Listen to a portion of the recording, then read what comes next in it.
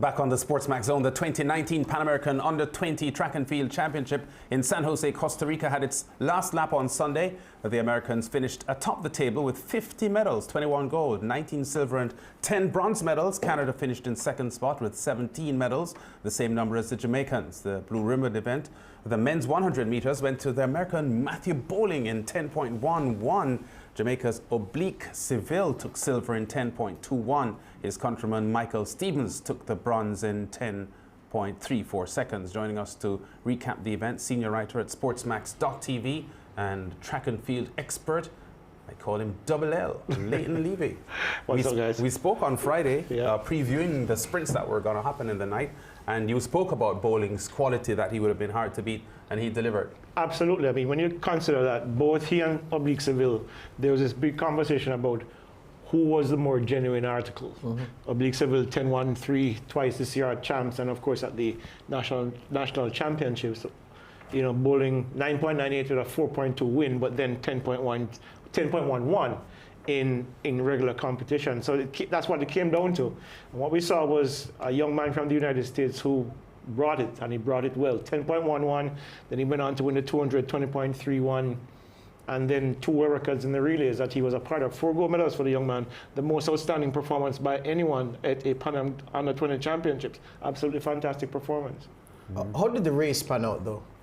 It panned out in a way in which I think I didn't expect. I remember the last time I was here, I said Seville was a better starter. Right, that's why I asked. Yeah, and that Bowling was he accelerated better than Oblique Seville did. But there was another factor that came to bear in the race.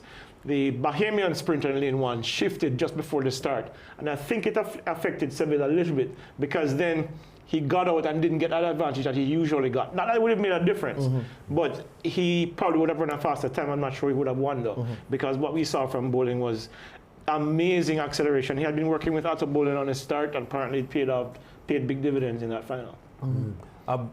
Briana Williams won the 100, 11:38.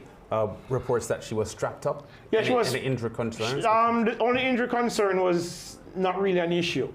It was particularly cold on that evening, and she has an ankle issue. Whenever it gets too cold, her ankle flares up. That was the reason why. We noticed she got out well, and then the Americans reeled her back in, and she just managed to hold on. She couldn't plant that foot as powerfully as she wanted, and it forced her to slow down. 11:38, reflective of the time that she ran in terms of that injury. And but she did what she had to do. She held on to win 11:38, and of course then announced short down in the following days that she's ending her junior career. You know, so I mean, outstanding career as a 17-year-old, looking towards going towards the World Championships and the Pan Am Games. And it was a solid performance, especially under the circumstances, carrying that injury. I think the tape on her hamstring was more precautionary than anything else, because she had just come up with a knockout on the 18 championships of world that she won as well. So maybe she felt a little bit of soreness. So the tape was for that purpose.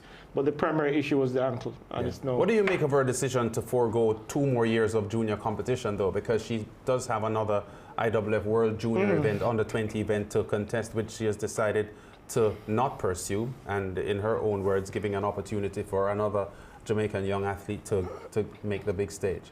I don't think she has anything else to prove. She's world under-20 sprint double champion. She has the world record as a 15-year-old. She has the world under-18 world record at 10.94.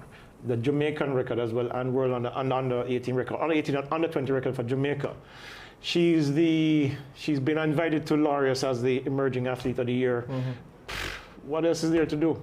You know, so it makes sense right now, given the time that she's running, for her to make the next step. She's going to probably step up to the senior level at the Pan Am Games that comes up starting this weekend. And then she probably, you know, wet her feet there and see where she is. Was there, you think, well, it's more likely to what you know. You're the inside man. Is it that the decision to end her junior career now, was that decision taken by virtue of what she has done in this past season, where she has tested herself and measured herself against the top women in the world, and that was the mark at which they said, oh yeah, this proves that we don't need to be here at the junior level anymore? Or was this decision, you think, taken at the start of the campaign to, at the end of the junior campaign, to announce that 2019 will be the last time she'll compete against junior? What Where do you Based think on the this is gonna discussions go? that I've had with the people close to her, I think this was a decision that was coming from 2 years ago. I think there were particular steps that she had to meet, certain benchmarks that she was expected to reach. And she's met and exceeded those benchmarks, which I think makes sense given that what they're looking forward to. Briana Williams has always been identified from she was 11 years old as something special. When you get to that kind of level where you're meeting those benchmarks, she's fastest 15-year-old in history. She's won 6 gold medals at the Carifta Games. You know, these benchmarks are usually challenging for athletes her age. She's meeting them with relative ease. So it would make sense from a professional level to then make the next step, because then you bring in a professional contract into this dynamic, and then it makes her a rich young lady, and then she can focus on her professional Crazy career. question to ask, but based on that program you said, for 2 years now, this end of her junior career was in sight in 2019. Has she been running ahead of target? Has she been achieving faster than the timetable set for her, even in this context? Pretty much. She's met every benchmark set for her so far, based on what I'm told, and she's exceeded them. 1094. From as early as March, I had a conversation with Otto Bolden, and he was saying she was going to break 11 seconds. That was her target this year, to break 11 seconds. And she did. And she did. 1094 in probably the toughest race of her life. You know, what's next to do to step that level? So the USA and the Canadians dominated the medal table. The Jamaicans did pretty well, but as a region, not much else from the Caribbean, nothing better outside of the Jamaicans than a bronze medal. Yeah, disappointing. One from Trinidad, one from Bahamas, one from St. Vincent. That's 1 bronze medal each there. Jamaica, 17 medals. Not a bad haul. Actually, it's our best mark in terms of medals for the last 10 years. But Jamaica won 21 medals in 1999 with 9 gold medals. So that would be the benchmark. But compared to that, there have been other meets that we won 3 gold medals in the last 10 years. So this is about on par in terms of where we expect it to be in terms of gold. In terms of the medal count, it's probably the best in terms of in the last 10 years. So it's, I would say it's a pretty solid performance given what we're expecting from our athletes. I mean, when you look at the times that they've run, they've been in line with what they've been doing all season long. Also, you look at the fact that it took 2 world junior records to beat them in the relays, both by United States, on the male and female side. So I don't think the Jamaicans have a lot to complain about, because I think they would have met pretty much every benchmark or every target that they would have set going into these championships. Anybody who suggests that Jamaica probably could have done better probably wasn't factoring bowling into the occasion. Quick on the Diamond League before you go. Danielle Williams, world leading national record, 12:32 in the sprint hurdles in London over the weekend. Tremendous run. She appears to be running with a vengeance. Absolutely, running with an objective as well, because the only way she can get into the World Championships is to win the Diamond League. And when you saw that 12:41, which was a personal best for her in the heats, you knew that something special was coming, because the wind wasn't where it should have been in terms of what is ideal. And of course, she blew the field up. But you saw it coming from Monaco, where she lost to Kendra Harrison, 12:43 to 12:52. You could see that she was ready to run fast. So when she came out and unleashed in the final, 12:32, amazing. Only 6 women in history have run faster than she.